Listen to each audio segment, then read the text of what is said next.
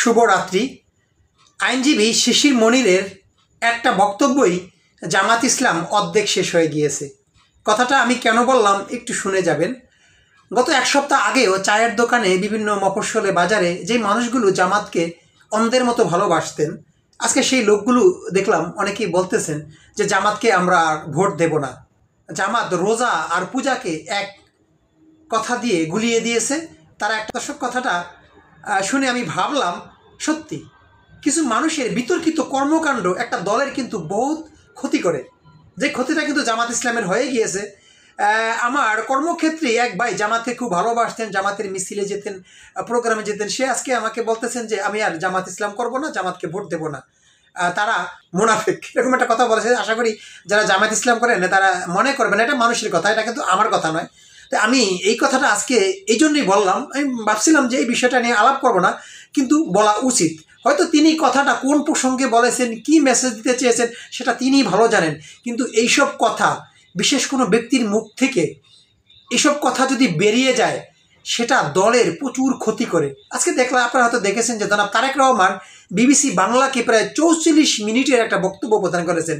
সেখানে তার কথাগুলো কত মার্জিত ছিল, গুছানো ছিল, তিনি ভেবে চিন্তে কথাগুলো বলেছেন, আপনি সেখানে একটা ভুল ধরতে পারবেন না।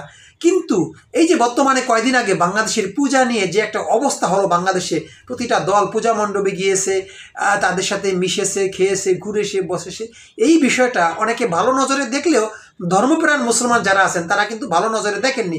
কারণ এদেশে অধিকাংশ মুসলমান ধর্মের প্রতি তাদের এতই আত্মবিশ্বাস, তারা ধর্মের ব্যাপারে তিল পরিমাণ ছাড় দিতে চায় না, যেটা বিএনপির জন্য, জামাতের জন্য বিশাল একটা ক্ষতি হয়েছে। হ্যাঁ, এটা আমাদের সামাজিক বন্ধন সৃষ্টি করার জন্য পূজায় যাওয়াটা আমি মনে করি যে দোষের কিছু না, কিন্তু সেখানে গিয়ে অতিরঞ্জিত কিছু কাজ করা, অতিরঞ্জিত কিছু কথা বলা, যেটা কিন্তু দলের ভারসাম্য নষ্ট করে দেয়, যেটা জামাতের জন্য প্রচুর ক্ষতি হয়েছিল। আজকে আমি দেখলাম ফেসবুকে এক ভাই জামাতের অন্তর্ভুক্ত ছিলেন, সেও দেখলাম যে জামাতের বিরুদ্ধে কথা বলা শুরু করে দিয়েছেন। তো একটু ভেবে দেখুন আশেপাশটা যে জামাত কী পরিমাণ ক্ষতির মুখে হয়েছে। তো এই জন্যই আমি আজকে ভিডিওটা করলাম। যারা রাজনীতি করেন, যারা দল করেন কিংবা দলের অন্ধভক্ত, তারা কথা বলতে গেলে একটু হিসাব করে বলবেন, হিসাব করে সমালোচনা করবেন। সমালোচনা করেন সেটা আপনি ভাষা সংযত করে সমালোচনা করুন, কিন্তু সংযতের বাইরে গিয়ে যদি আপনি কারো সমালোচনা করেন সেটা আপনার দলেরই ক্ষতি করবে।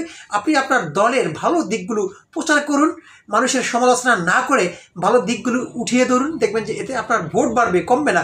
কিন্তু অতিরিক্ত সমালোচনা, অতিরিক্ত অন্ধভক্ত কিংবা বেশি বাড়িয়ে বলা, আগামীতে আমি এমপি নমিনেশন পাওয়ার জন্য সেখানে একেবারে বাড়িয়ে বাড়িয়ে মিথ্যা কথা বলা, মিথ্যার ফুলঝুরি ছড়ানো, এটা মানুষ এখন আর খায় না। কারণ এদেশের মানুষ ধর্মপ্রাণ, তারা অনেক সচেতন, তারা অনেক বুদ্ধিমান, তারা অনেক চালাক। একবার যদি তাদের কারো কাছ থেকে মন উঠে যায়, সেই মন কিন্তু আপনি সহসা ভালোবাসা দিয়ে আর পরিপূর্ণতা পাবেন না, মনে রাখবেন। জানি না কেমন লেগেছে, ভালো লাগলে কমেন্টে জানাবেন। আর এরকম ভিডিও পেতে আমাদের পেজটি ফলো দিয়ে রাখবেন। চাইলে আপনারা তাসনিম টিভি ইউটিউব চ্যানেলে এই ভিডিওগুলো দেখতে পারেন। আল্লাহ হাফেজ।